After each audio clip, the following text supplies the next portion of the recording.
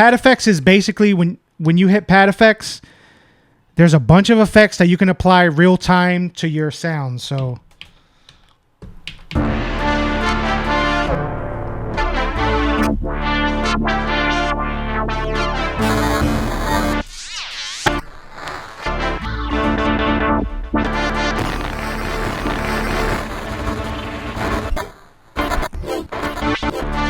you can actually get really crazy, and this button right here is called latch.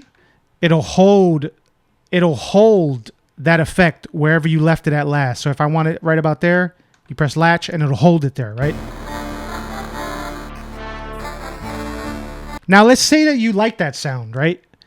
Resample it into a new pad, right? You hold shift, you hit resample, or you get out of this mode. You hold shift, you hit resample, and you can resample that into a new pad. And now, effectively, you've done some sound designing. You've added some reverb, some filter, some chorus onto whatever sound. Right? Maybe you want to reverse that. You hold shift, you hit reverse.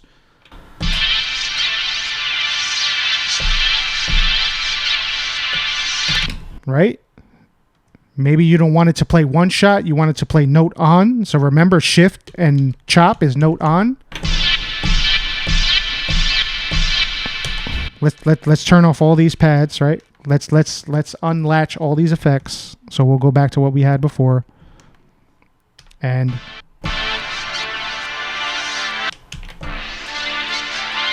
that's what you just recorded. You resampled your effects onto your sound, right? Let's say I want to save that in my memory card, in my hard drive, right?